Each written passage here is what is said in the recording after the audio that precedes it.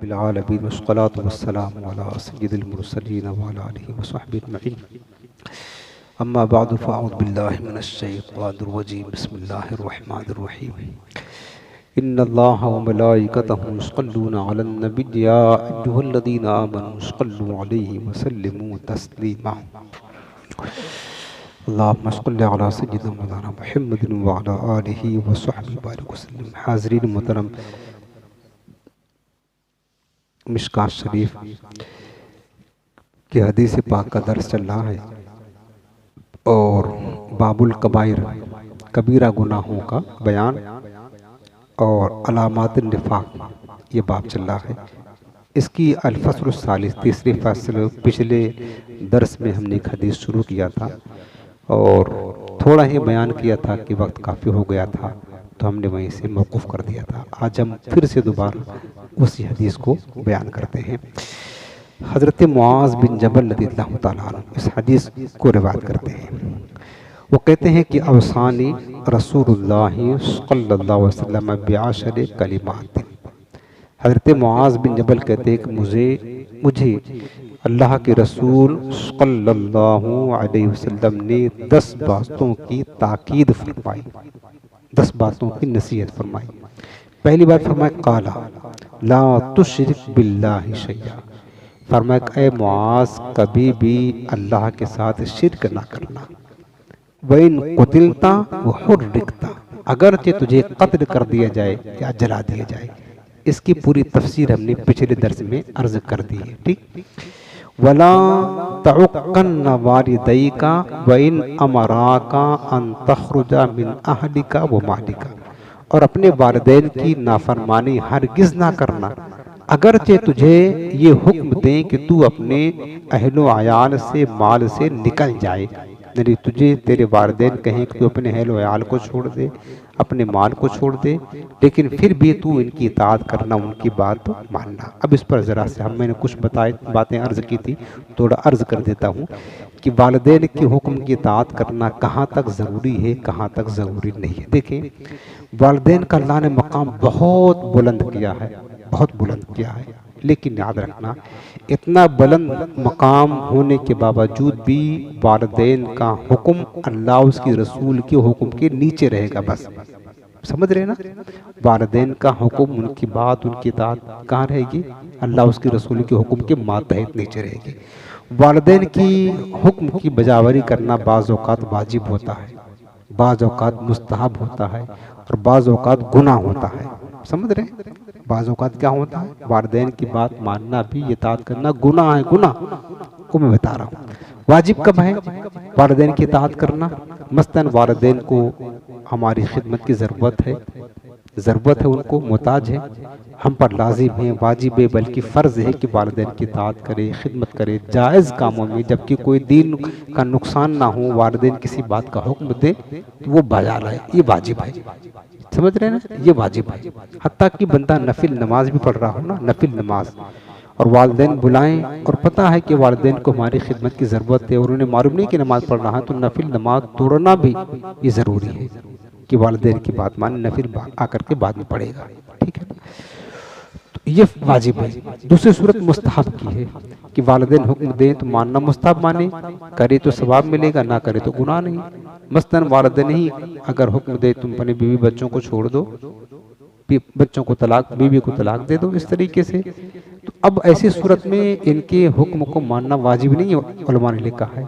बेहतर है माने तो ठीक है, लेकिन अगर दूसरी तरफ अगर आप वालिदा कहती है, वालिदैन कहते हैं कि बीवी को तलाक दे दो, लेकिन आपको पता है कि अगर हम बीवी को तलाक देंगे तो फिर इस मतलब ये बेचारी मजलूमा होगी, उसका कोई पुरसाने हाल नहीं होगा, बच्चे हैं वो बिखर जाएंगे और एक तरह से उनको अजियत होगी। तो ऐसी सूरत में फुक़हा ने, उलमा ने, बल्कि सूफिया ने लिखा है कि फिर वालिदैन की बात नहीं मानी जाएगी।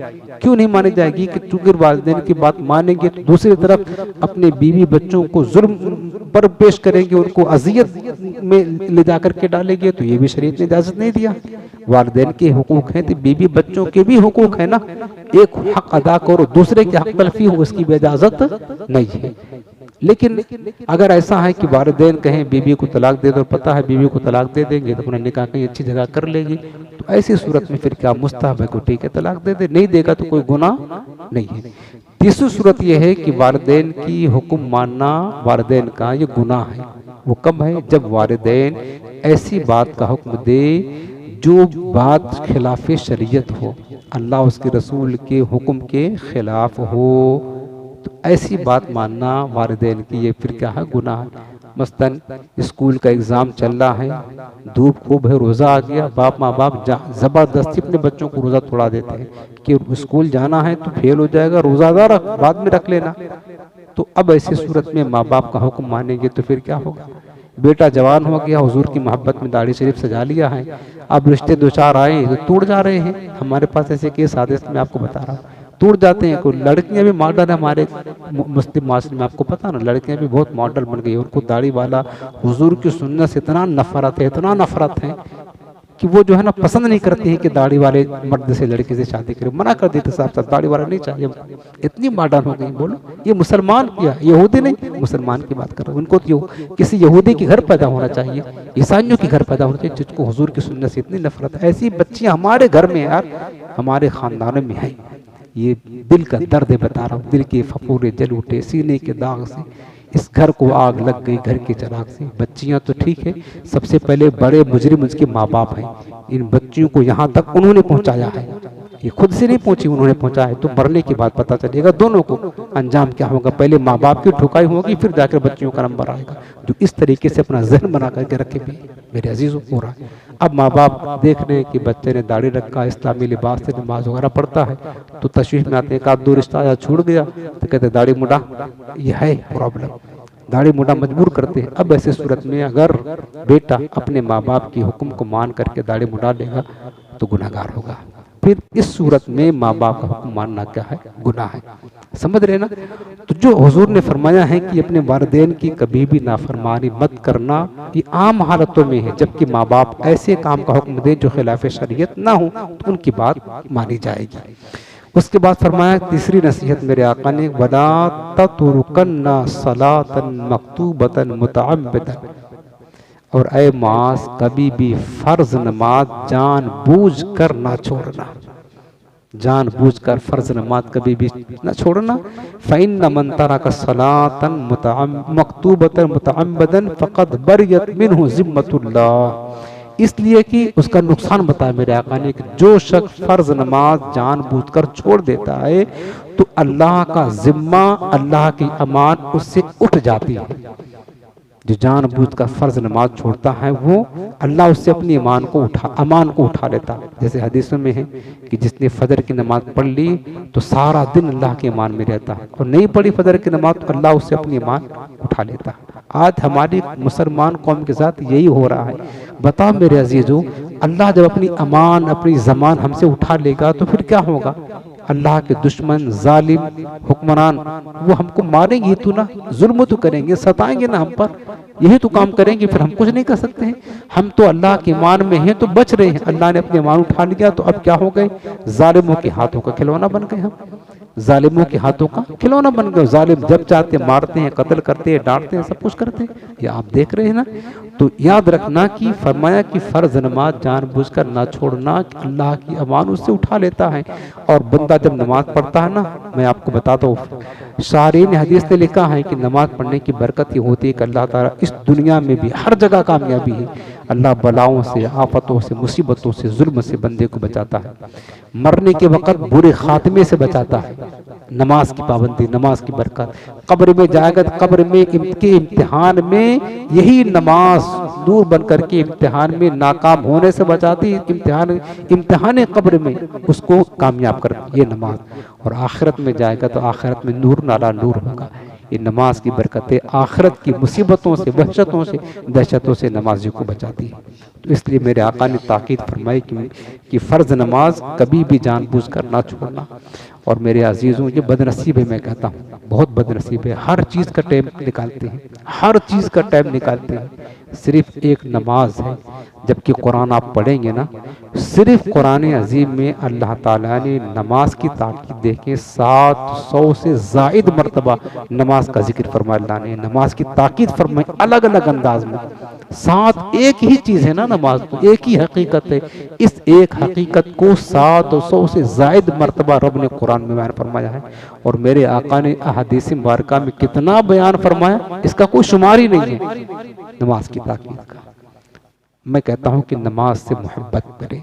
बंदे को जिससे मोहब्बत होती है ना, फिर वो रात दिन नहीं देखता, टाइम नहीं देखता, उसको पाने की कोशिश करता है। हमने देखा है आज लोगों को माल से मोहब्बत है ना, तो अगर ड्यूटी अच्छी नौकरी पैसा अच्छा मिला रात में, तो रात भर नींद कुर्बान कर देंगे माल कमाने के लिए। जो हमने पीछे सूरह आदियात में पढ़ा था, अल्लाह ने फरमाया वइन्नहु लिहुब्बिल खैरि लशदीद, इंसान माल की मोहब्बत में बड़ा सख्त है। माल पाने के लिए हर मुश्किल से मुश्किल जो है ना, हर मुश्किल काम करने के लिए तैयार हो जाता है। ये सख्त है, माल की मोहब्बत में डूबा हुआ। ये हमने देखा हुआ है, आपने भी देखा हुआ। जो कारोबार करते, जिनका काम सुबह का होता है, तहज्जुद के वक्त उठते हैं लोग, फजर के वक्त लोग, आंखें खुल जाती है क्योंकि काम पे जाना है, ड्यूटी ही ऐसी, अगर नहीं गए तो फिर नहीं मिलेगा, तो उनकी आंखें खुलती हैं। और जिनको पता 10 बजे जाना है, तो उनकी आंखें फजर में नहीं खुलती, फिर 9 बजे खुलती है, 8 बजे खुलती है।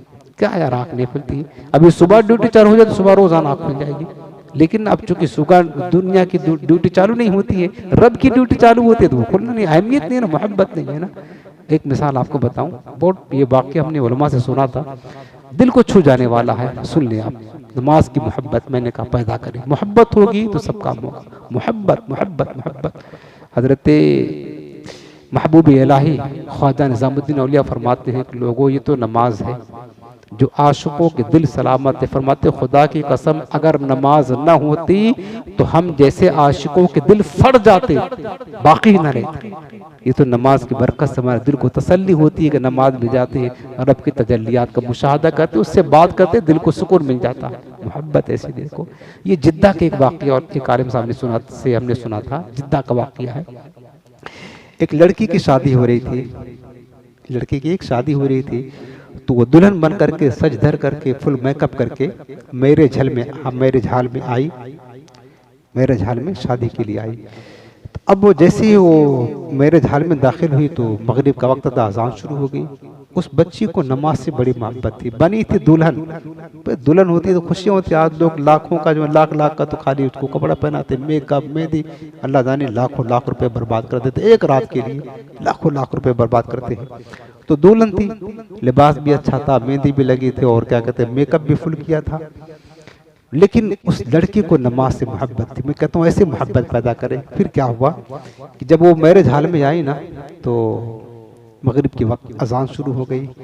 अब उसके दिल में बेचैनी हो गई। मैं अलामत बताता हूँ आपको, जिसको नमाज से मोहब्बत होती है ना, ये हमारा तजर्बा है। अब हमारा हाल यही है अल्हम्दुलिल्लाह, नमाज का वक्त होता है, जब तक अदा ना कर लूँ दिल ऐसा लगता कुछ गुम है, अच्छा ही नहीं लगता कुछ। यार कहीं भी रहूँ, अगर ट्रेन में सफर कर रहा हूँ तो भी ये कैफियत होती है, कहीं भी कितनी मुश्किल में फंसा रहा हूँ ना मैं, नमाज का वक्त होता है, जब तक उसको अदा ना कर लूँ दिल बेचैन ही रहता है। और उस वक्त तक दिल को करार नहीं मिलता जब तक कि नमाज अदा ना हो जाए।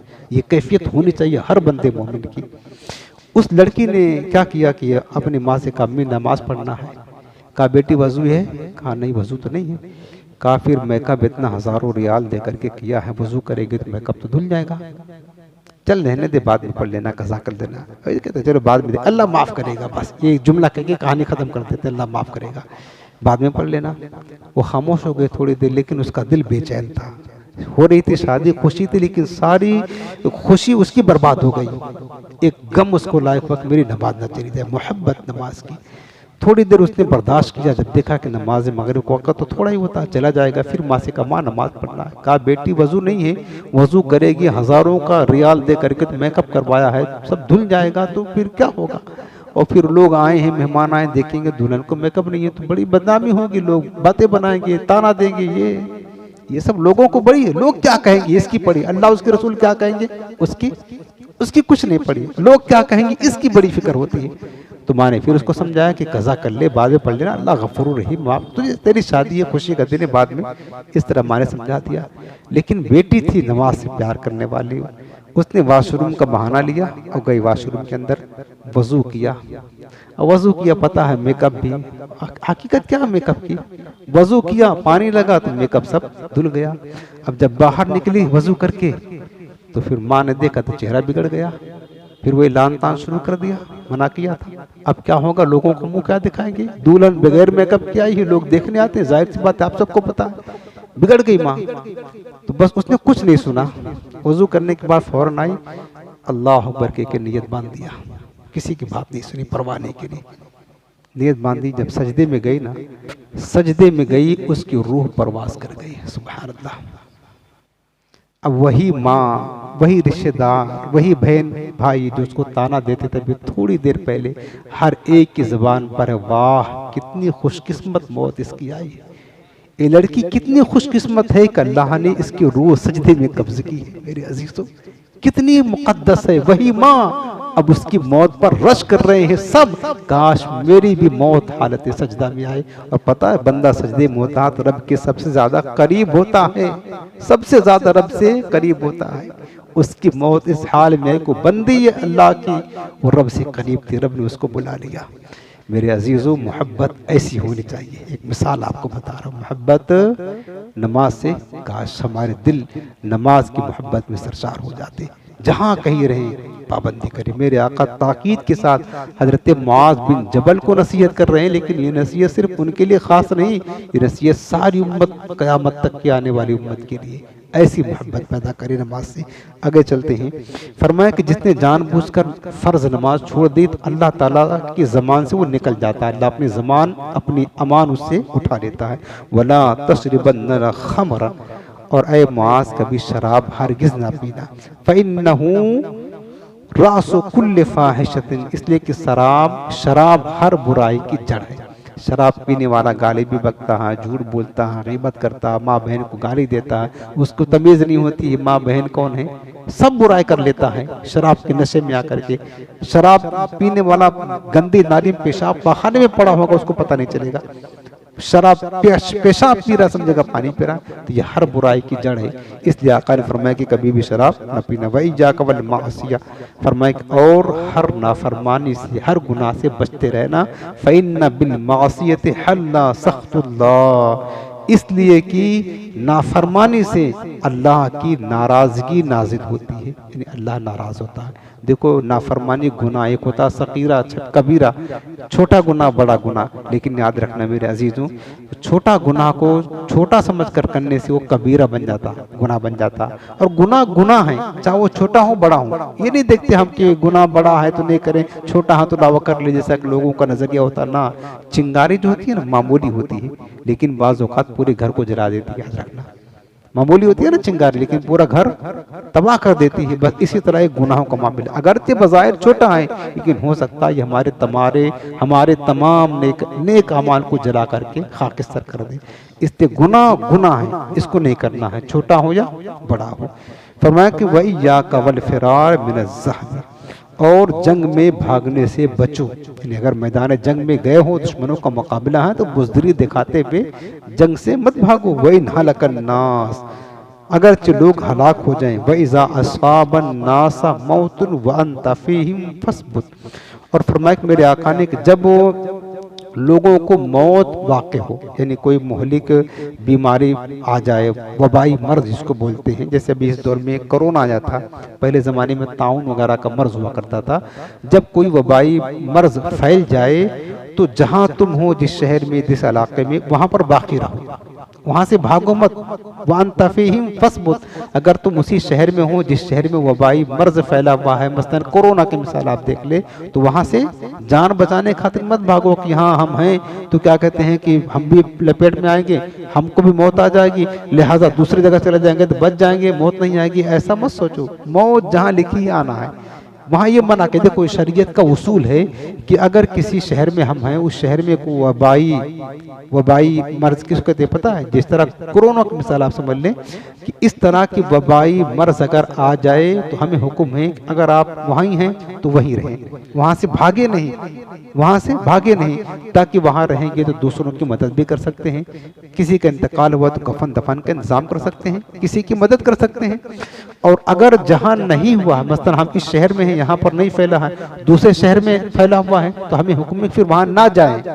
हजरत उमर फारूक आजम के दौरे खिलाफत में ऐसा हुआ था यार, ताउन का मर्ज।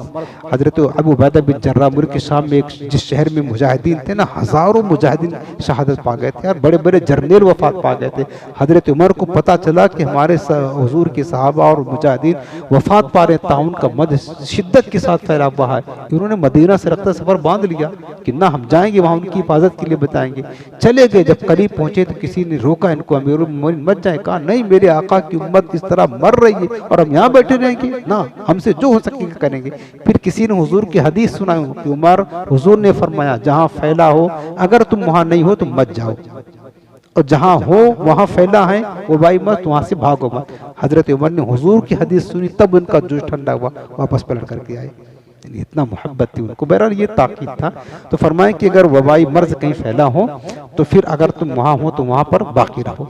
व अनफिक अला इयालिका मिन तौलिका, और अपनी कमाई से अपने ताकत के मुताबिक जितना कमाते हो उतनी ताकत के मुताबिक अपने बाल बच्चों पर खर्च करो। देखो हदीस पाक में है तलब व कसबिल हलाल फरीज़तुन बाद फरीदा, कि हलाल कमाई करना भी फ़र्ज के बाद एक फ़र्ज है। तो बताएं कि जितना वसात है उतना क्या कहते हैं उनको खर्च करो, लेकिन जायज़ तरीके से, इसराफ नहीं करना, हराम में नहीं करना है। बच्चों की हर जायज़ नाजायज़ ख्वाहिश को ये नहीं पूरी करना है, ज़रूरत के मुताबिक जितना अल्लाह ने दिया है। अगर तुम्हारे पास गुर्बत कम है तो कम खर्च करो, ज़्यादा है तो ज़्यादा खिलाओ पिलाओ, अच्छा खिलाओ पिलाओ, इसका हुक्म दिया।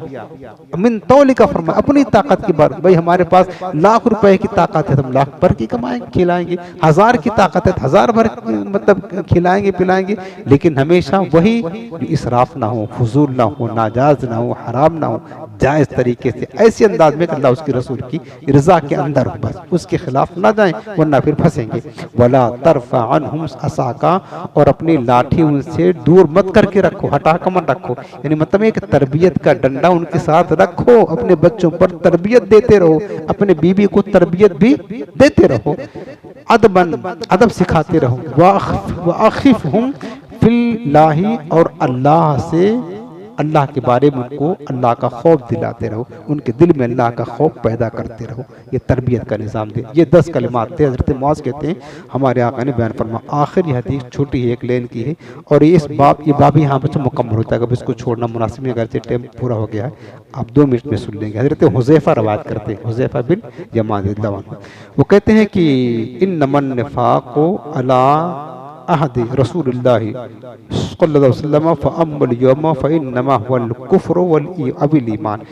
वो कहते हैं हज़रत हुज़ैफ़ा हुजूर के वो सहाबी है जो राज़दार रसूल कहा जाता था। हुजूर ने मुनाफिकों की सारी लिस्ट हज़रत हुज़ैफ़ा को बता दिया था, सबको जानते थे मुनाफिक होने, चूँकि दिल में निफाक रहता था। यहाँ तक हज़रत उमर के दौर में खिलाफत में बहुत सारे मुनाफिकीन फैल गए थे ना। किसी का जनाजा आता ना तो पहले हज़रत हुज़ैफ़ा को बुलाते, हुज़ैफ़ा से कहते हुज़ैफ़ा देखो कोई मुनाफिक तो नहीं है। अगर हुज़ैफ़ा ओके करते तो हज़रत उमर नमाज पढ़ाते, वरना फिर नहीं पढ़ाते थे। यानी इतना ज़्यादा हुजूर ने इनको खास कर मुनाफिकों का इल्म दिया था। इनको कहते हैं कि राज़दार रसूल ये साहबी हज़रत हुज़ैफ़ा बिन यमान रज़ियल्लाहु अन्हु। इस हदीस पाक को रिवायत करते हुए कहते हैं कि बेशक निफाक हुजूर इस्लाम के दौर में निफाक था। फ़अम्मल यौम, यानी हुजूर के दौर में 3 तरह के लोग थे, एक खुले हुए काफिर, एक खुले हुए मुसलमान पक्के, और तीसरा होता मुनाफिक। मुनाफिक क्या है कि दिल में कुफ्र और ज़ाहिरी पर ईमान हो। तो उस दौर में हुक्म ये था कि मुनाफिकों की पर्दा पोशी की जाती थी। यानी मुनाफिकों थे, अगरचे वो पक्के काफिर ही थे, दिल में कुफ्र था तो पक्के काफिर थे, लेकिन चूंकि ज़ाहिरी हुलिया उनका इस्लामी था, इस वजह से उन पर हुक्म कुफ्र नहीं लगता था। जो काफिरों के अहकाम थे उनको मुसलमानों में शुमार किया जाता था ज़ाहिरी तौर पर, और उनको कत्ल करने का भी हुक्म नहीं था। तो फरमाया हज़रत हुज़ैफ़ा ने कि हुजूर इस्लाम के दौर में तो निफाक था, मुनाफिक थे, लोग कहे जाते थे, लेकिन फ़अम्मल यौमा, लेकिन आज हमारे दौर में फ़इन्नमा हुवल कुफ्र वल अबिल ईमान, या तो कुफ्र होगा या तो ईमान होगा। यानी जो बंदा मुनाफिक है और पता चल जाए कि इसके दिल में निफाक की कोई चीज़ है, कोई अलामत है, जाहिर हो जाए और निफाक ये कुफ्र है, तो फिर समझ लेना कि उसको काफिर ही शुमार करेंगे, वो काफिर है। जैसे आज के दौर के मुनाफिकीन हैं, ये जो कुफ्रियात बकते हैं और तौहीन करते हैं हुजूर सल्लल्लाहु अलैहि वसल्लम की, अंबिया किराम की, फरिश्तों की, तो ये अगरचे इस्लामी लिबास पहने लेकिन हम इनको काफिर ही कहेंगे, ये काफिर हैं या तो मुसलमान हैं, यानी ये काफिर हैं या तो मोमिन हैं। फरमाया कि आज के दौर में इस तरह के लोग हैं, या तो काफिर होंगे या तो मोमिन होंगे। और हुजूर के दौर में ऐसा था, जो मुनाफिक थे उनको मुसलमानों के तहत रखा जाता था, सिर्फ ज़ाहिरी हकाम में उन पर काफिरों जैसा हुक्म नहीं लगता था, क्योंकि पर्दा पोशी करने का हुक्म, तो हिकमतें थी उस दौर में, इस वजह से ऐसा था। लेकिन आज के दौर में या तो ईमान है या तो कुफ्र है, ईमान और कुफ्र के दरमियान कोई रास्ता तीसरा नहीं है। और जो मुनाफिक होता है वो असल में काफिर ही होता है, उसका हुक्म कुफ्र का हुक्म लगता है। अल्लाह ताला बस हमें हुजूर के अलैहिस्सलाम की हदीसों पर अमल करने की तौफीक अता फरमाए।